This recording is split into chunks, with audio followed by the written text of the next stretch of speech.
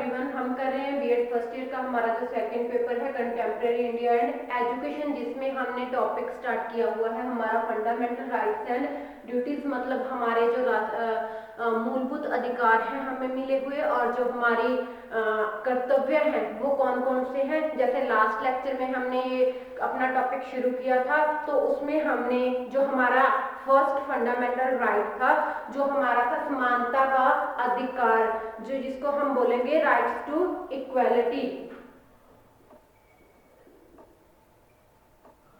जो rights to equality हमने last में किया था,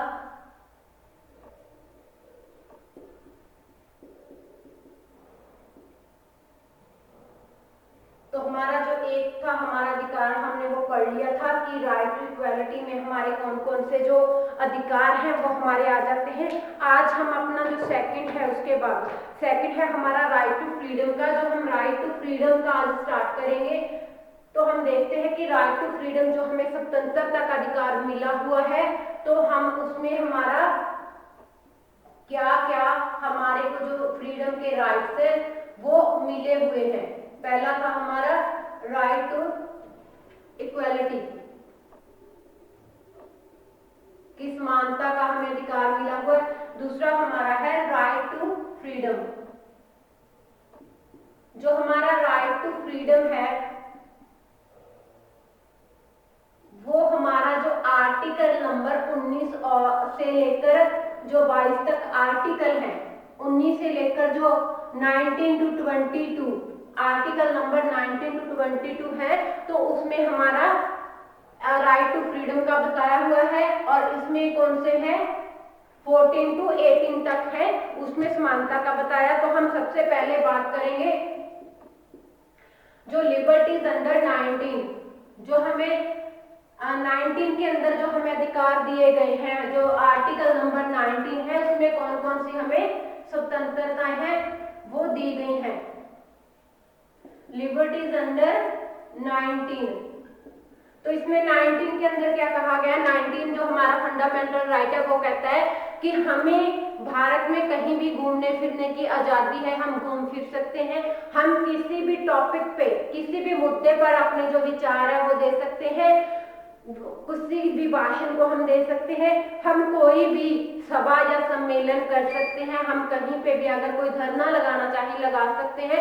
वो क्या होना चाहिए, शांतिपूर्वक होना चाहिए और हथियारों के बिना होना चाहिए, उसमें किसी भी प्रकार की जो हिंसा है वो नहीं होनी चाहिए। तो और किसी भी संघ या फिर समुदाय का हम निर्माण कर सकते हैं। भारत में रहते हुए हम भारत के किसी भी हिस्से में जाकर बस सकते हैं, कहीं भी जाकर अपना रोजगार है, अपना जो व्यवसाय है हम वो कर सकते हैं। तो ये 5-6 जो अधिकार है हमें स्वतंत्रता के वो मिले हुए हैं, हमें कोई रोक नहीं सकता इन अधिकारों को लेने के लिए, क्योंकि ये हमारे फंडामेंटल राइट है विचार व्यक्त करने के, भाषण देने के, सभा सम्मेलन करने के, इकट्ठ करने के।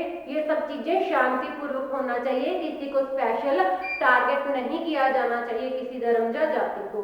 भारत में कहीं भी हम घूमे फिरे, कहीं भी जाकर बसेरा बनाए, कहीं भी जाकर अपना व्यवसाय करें। आगे हम बात करते हैं criminal protection. Criminal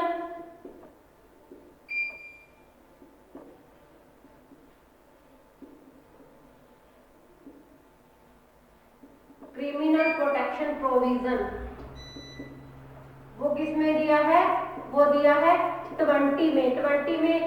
criminal protection provision क्या कहता है कि जो अपराधी है उसको भी संरक्षण मिलना चाहिए। वो कैसे मिलना चाहिए कि अपराधी को हम कोई ऐसा दंड नहीं दे सकते कि जिस टाइम पे वो अपराध कर रहा है उस टाइम पे वो दंड हमारे कानून में नहीं था, लेकिन अपराध करने के 5 साल बाद वो दंड का प्रावधान है, तो हम उस व्यक्ति को वो दंड नहीं दे सकते जिसने 5 साल पहले ही वो अपराध किया हो।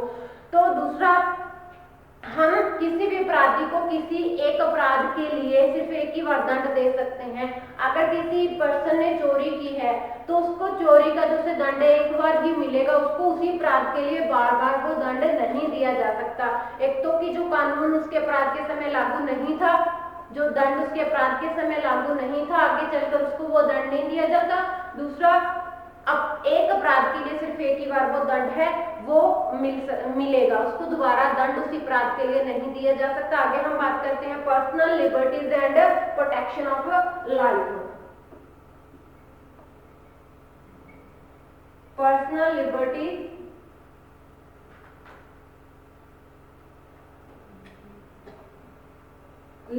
And protection of life. अगर किसी पर्सन को लगता है कि उसकी जिंदगी को खतरा है किसी पर्सन से, तो वो क्या है, वो कानून का सहारा ले सकता है। तो ये अनुच्छेद नंबर किसमें 21 में लिखा है, आर्टिकल नंबर जो 21 है उसमें ये प्रावधान दिया गया है कि आपको जो अपनी जिंदगी की पर्सनल आपको स्वतंत्रता है जिंदगी जीने की, और अपनी लाइफ को बचाव करने के लिए आपके पास फंडामेंटल राइट है। तो आप 21 जो फंडामेंटल राइट है उसमें अपने जिंदगी के लिए जो अगर कानून की सहायता लेनी पड़ती है तो आप उसको भी ले सकते हैं। आगे हम बात करेंगे राइट टू एजुकेशन की।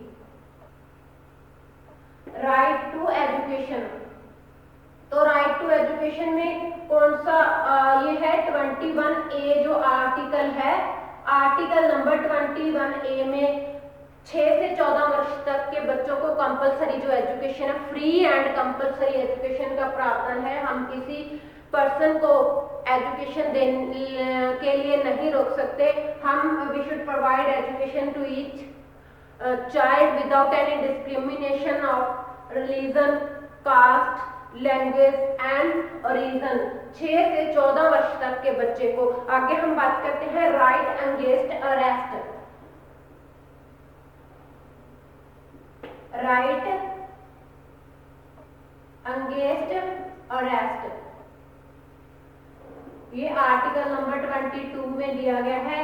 तो इसमें अगेंस्ट के अरेस्ट क्या है कि जब तक किसी का अपराध प्रूफ नहीं हो जाता तब तक हम किसी को बंदी नहीं बना सकते। अगर हमने किसी व्यक्ति को बंदी बना लिया है तो हम उसको 24 घंटे से ज्यादा नहीं रख सकते। 24 घंटे के अंदर अंदर विद इन 21 आवर तो हमें क्या करना पड़ेगा, उसको कोर्ट में पेश करना पड़ेगा।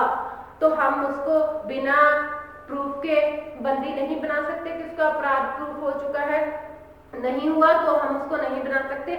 और वो 24 घंटे के अंदर अंदर हमें उसे न्यायालय में पेश करना होगा और वो कानूनी सलाह ले सकता है अपने वकील से, उसको ये हक है। आगे हम बात करेंगे राइट अगेंस्ट एक्सप्लॉइटेशन, तो शोषण के विरुद्ध जो राइट है, जो अधिकार बनता है।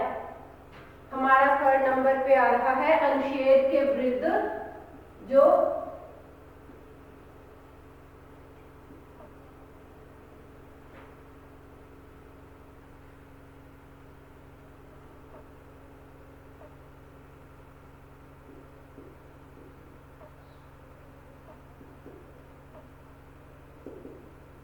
इसमें 23 और 24 ये 2 आर्टिकल है। इसमें 23 और 24। 23 में क्या कहता है, हम किसी को बंदी नहीं बना सकते, उसको बंदी बनाकर हम उससे काम नहीं करवा सकते। एंड ऑफ बाउंडेड लेबर, तो इसमें क्या किया है,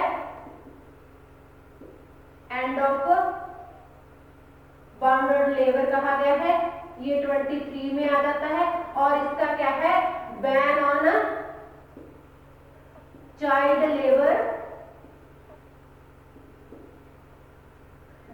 लेबर इन फैक्ट्रीज। ये किसमें है, ये 24 में आ जाता है। हम किसी को बंदी बनाकर जबरदस्ती काम नहीं करवा सकते 23 के अकॉर्डिंग। और 24 के अकॉर्डिंग क्या है, जो चाइल्ड लेबर है वो बैन है। फैक्ट्री में हम जो बच्चे हैं उनसे काम नहीं करवा सकते, जो 14 साल की आयु से कम के बच्चे हैं। तो आगे हम बात करेंगे धार्मिक स्वतंत्रता की, right to freedom of religion, 25 से लेकर 28 तक। Right to freedom of religion, इसमें क्या आएगा 25 टू 28 तक की जो रिलीजन है, जो धर्म को लेकर जो उसकी स्वतंत्रता है वो आ जाती है। तो उसमें क्या है धर्म की, तो उसमें 25 क्या कहता है, जो 25 में व्यवस्था की गई है कि वो पूजा अर्चना कर सकता है अपनी मर्जी से। जो आर्टिकल 25 है तो उसने पूजा अर्चना की बात की है, वो अपनी मर्जी से अपनी धर्म की जो आस्था है वो बना सकता है, अपनी पूजा अर्चना अपने धर्म के हिसाब से, अपने रीति रिवाजों के हिसाब से कर सकता है, अपने धर्म का वो प्रचार कर सकता है। जो 26 है उसमें क्या व्यवस्था की गई है, 26 नंबर जो आर्टिकल है उसमें व्यवस्था की गई है कि वो अपनी धार्मिक संस्थाएं हैं उसका जो निर्माण है वो कर सकता है, धार्मिक संस्थाओं का निर्माण कर सकता है, धार्मिक संस्थाओं का निर्माण। तो आगे हम बात करते हैं जो 27 नंबर हमारा आर्टिकल है। 27 में क्या है कि किसी भी धर्म पर कर नहीं लगाया जाता, तो टैक्स फ्री है, कर नहीं लगाया जाएगा किसी भी धर्म पे, जो धर्म है वो टैक्स फ्री है। कोई भी पर्सन, कोई भी कानून टैक्स पे करने की बात नहीं करता धर्म के नाम पर। आगे हम जो बात करते हैं 28 की, तो जो 28 अधिकार है तो उसमें क्या है, जो शिक्षण संस्थाएं हैं वो खोल सकता है, अनुदान प्राप्त है, शिक्षण संस्थाएं हो सकती हैं, लेकिन वो क्या है किसी विशेष धर्म का जो प्रचार है, जब विशेष धर्म की वो शिक्षा है वो प्रोवाइड नहीं करेंगी। उसमें जो कॉमन करिकुलम कोड है वो लागू किया जाएगा, लेकिन शिक्षण संस्थाएं हैं वो गवर्नमेंट से अनुदान प्राप्त हो सकती है, एनजीओ से अनुदान प्राप्त हो सकती है, लेकिन किसी विशेष धर्म की शिक्षा के लिए वो नहीं हो सकती।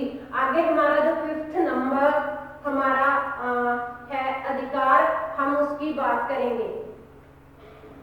ये हमारा फर्स्ट है, सेकंड और थर्ड।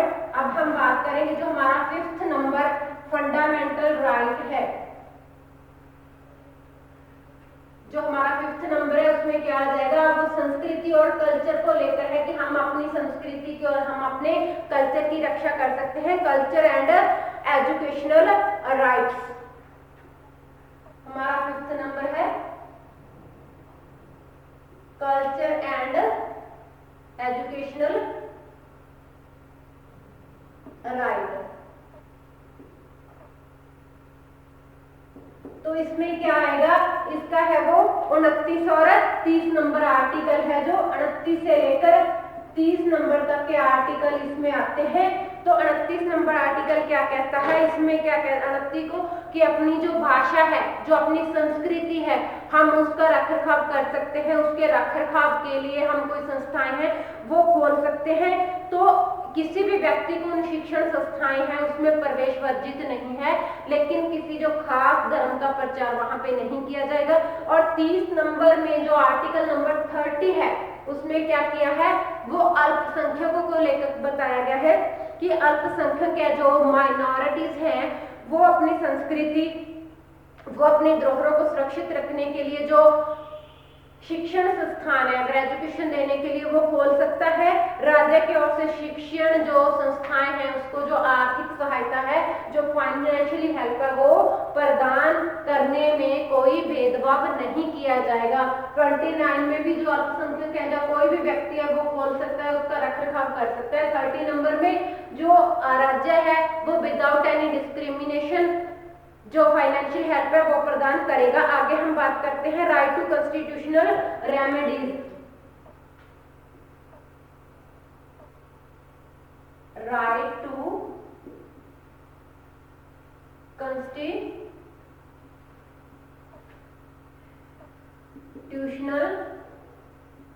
रेमेडीज। तो इसमें रेमेडीज कैसे हैं कॉन्स्टिट्यूशनल, उसके लिए उपचारों का जो अधिकार है, संवैधानिक उपचारों का अधिकार। तो अगर हम डॉक्टर राधाकृष्णन की बात करें, सॉरी डॉक्टर अंबेडकर की बात करें, डॉक्टर BR अंबेडकर,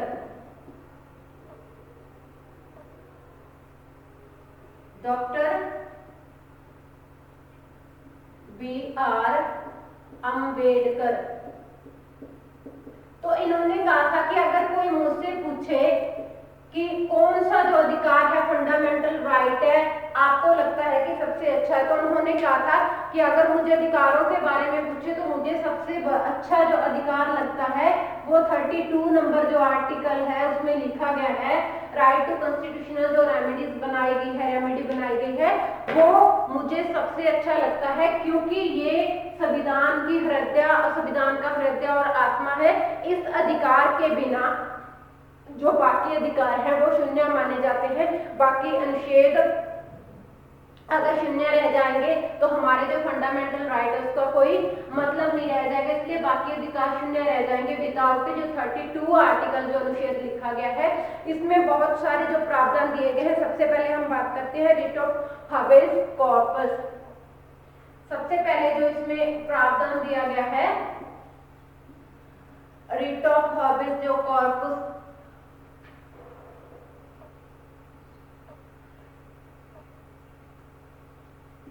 बात कही है, तो इसमें क्या है कि जो हाबिस कॉर्पस जो शब्द है वो लैटिन भाषा का शब्द है जिसका मतलब होता है हाजिर करो। तो इसमें प्रावधान दिया गया है कि हम किसी भी बंदी बनाए हुए व्यक्ति को अपने पास नहीं रख सकते, तो उसे 24 घंटे के भीतर वो क्या है न्यायालय में उसको हाजिर किया जाएगा। आगे हम बात करते हैं रिट ऑफ मंडामस।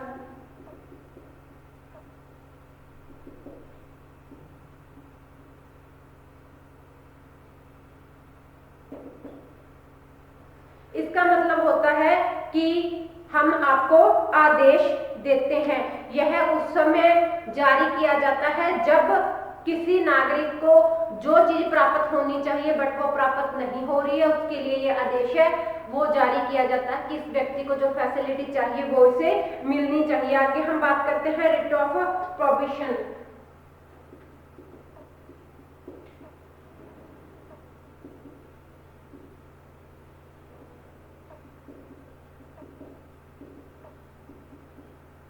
तो इसमें क्या होता है कि यह लेख उस समय जारी किया जाता है जब किसी संस्था या किसी व्यक्ति के द्वारा कोई ऐसा कार्य किया जा रहा है जो उसके अधिकार क्षेत्र से बाहर हो, मतलब उसके पास वो अथॉरिटी ना हो लेकिन फिर भी वो कार्य कर रहा है, तो उसको रोकने के लिए ये क्या है आदेश है जारी किया जाता है। आगे हम बात करते हैं रिट ऑफ रिव्यू।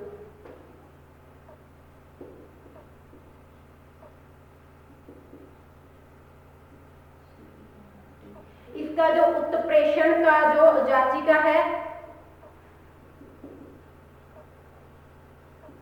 तो वो याचिका कब जारी होती है जब कब उसको दाखिल किया जाता है, तो इसमें तब हम उसको कह सकते हैं कि इसको न्याय प्राप्त इसमें करवाया जाता है कि जब किसी नागरिक को लगे कि उसे जो निम्न न्यायालय है किसी न्यायालय में उसको जो मिलना चाहिए उसके साथ ज्यादती हो रही है या जो उसे न्याय मिलना चाहिए वो नहीं मिल रहा, तो वो अपना न्याय लेने के लिए जो आगे उच्च न्यायालय या फिर सर्वोच्च न्यायालय वो हाई कोर्ट में या फिर सुप्रीम कोर्ट में जो अपनी सुनवाई है जो याचिका है वो दाखिल कर सकता है। आगे हम बात करते हैं रिट ऑफ क्यू वारंटो।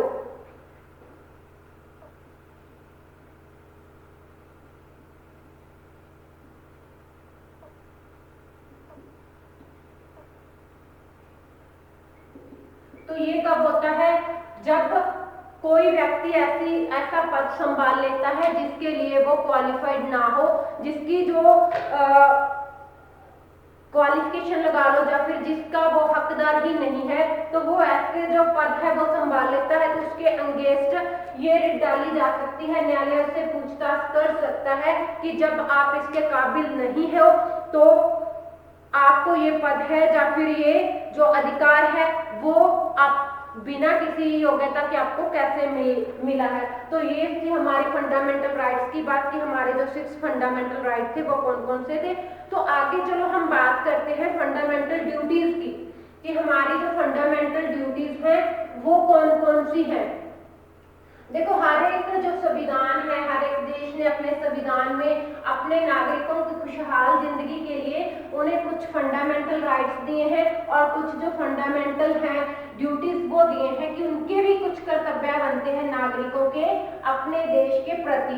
तो जो इटली जैसे देश हैं, जापान जैसे देश हैं, भारत जैसा देश है, तो उन्होंने अपने अपने हिसाब से जो अपने नागरिकों को फंडामेंटल जो ड्यूटीज हैं वो प्रदान की गई हैं। तो स्टार्टिंग में क्या था कि हमारे संविधान में जो फंडामेंटल राइट्स थे वो तो थे, लेकिन फंडामेंटल राइट्स ड्यूटीज थी जो वो दखल नहीं की गई थी। उसके बाद जब 1976 में जब ये 42वां संशोधन हुआ, तो उस समय क्या था, हमारे संविधान में जो ड्यूटीज थी वो 42वें संशोधन में जो ड्यूटीज थी वो संविधान के चतुर्थ भाग के जो अनुच्छेद 51A में इसको जो जोड़कर 10 मौलिक कर्तव्य थे जो उसको शामिल किया गया। तो टोटल आज हमारे जो संविधान में जो 11 है जो ड्यूटीज हैं वो कितनी है, वो 11 जो हमारी फंडामेंटल ड्यूटीज हैं 11 ड्यूटीज को शामिल किया गया है। 11 जो मौलिक कर्तव्य हैं वो हमारे संविधान में बताए गए हैं। तो हम बात करते हैं कि वो 11 जो मौलिक कर्तव्य हैं जो ड्यूटीज हैं तो वो कौन कौन सी हैं। सबसे पहले जो हम फर्स्ट ड्यूटी की बात करेंगे वो करेंगे संविधान की पालना करना। सबसे पहले जो बात आती है संविधान की पालना करना, उसके जो आदर्श हैं संविधान की पालना, उसके जो आदर्श हैं, उसकी जो संस्थाएं हैं, जो राष्ट्रीय गान है, जो राष्ट्रीय गीत है, उसका सम्मान करना, उसके आदर्शों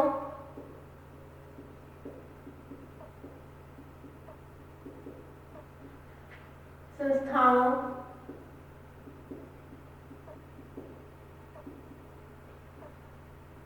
राष्ट्रीय गीत,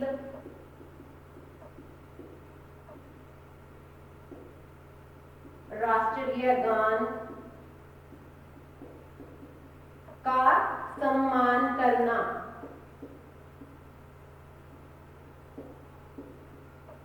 तो हमारे जितने भी संविधान के आदर्श है, हमारी जो कुछ नेचुरल हमारे संस्थाएं हैं, हमारी जो नेशनल संस्थाएं हैं, तो उन सबका क्या, उनका रख रखाव करना।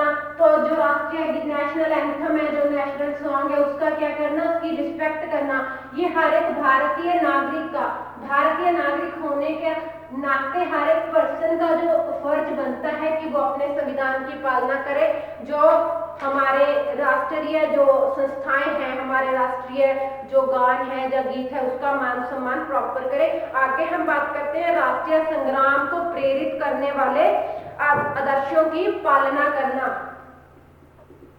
जो हमारे राष्ट्रीय, क्योंकि हमारा भारत देश बहुत टाइम तक क्या था, वो गुलाम रहा था, इसलिए बहुत सारे जो लोग हैं उनकी जो कुर्बानियां हैं, कुर्बानियों की वजह से हमारा जो भारत देश स्वतंत्र हुआ है। इसलिए हम कहते हैं कि स्वतंत्र संग्राम को प्रेरित करने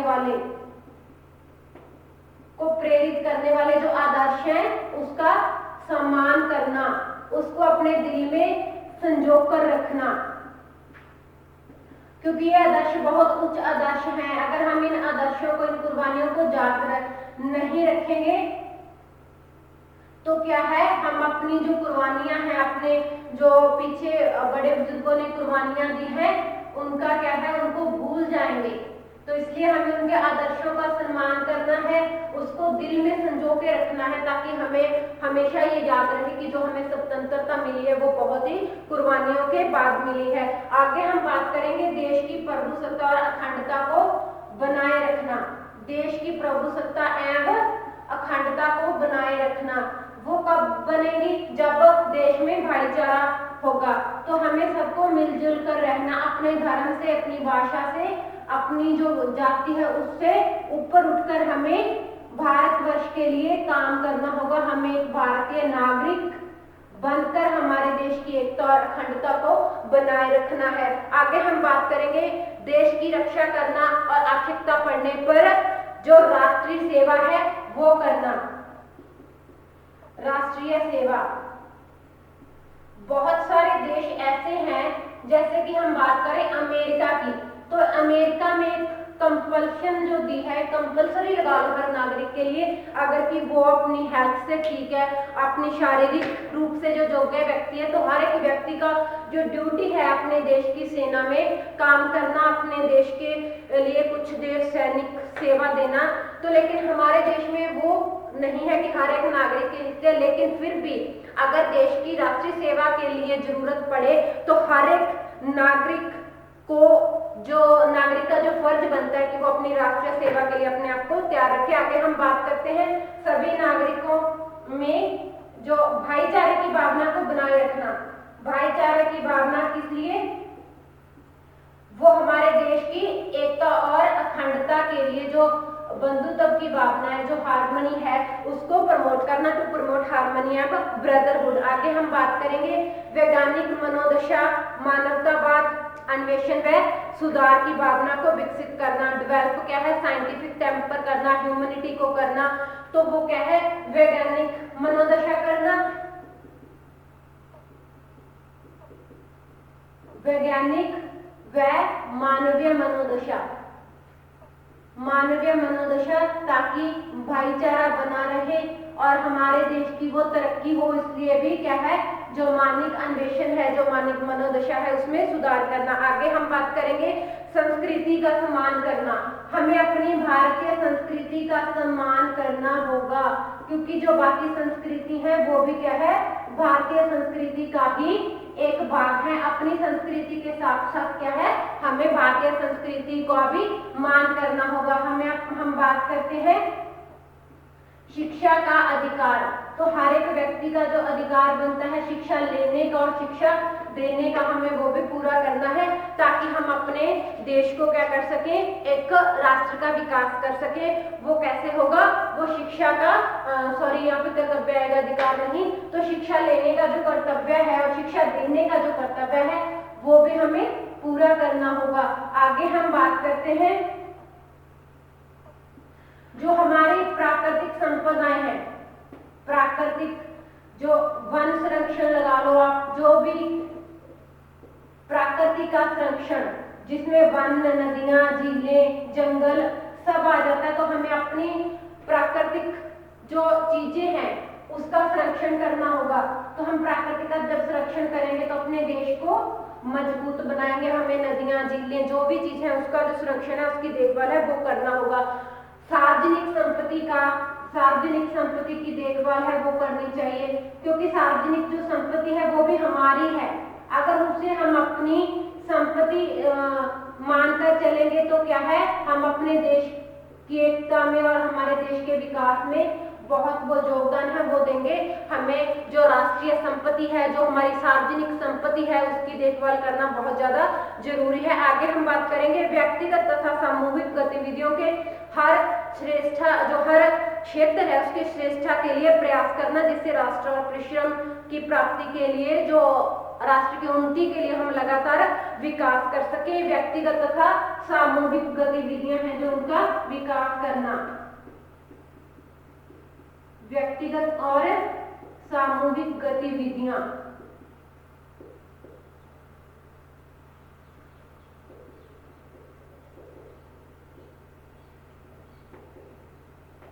ताकि हमारे ये सारे कर्तव्य हैं हमारे अपने भारत के विकास के लिए, तो इसमें देश की उन्नति के लिए हमें व्यक्तिगत और सामूहिक गतिविधियों जो वो करनी चाहिए। तो हमारा जो ये 11 के 11 हमारे कर्तव्य हैं, इसको हम क्वेश्चन के अकॉर्डिंग एक्सप्लेन ज़्यादा कर सकते हैं।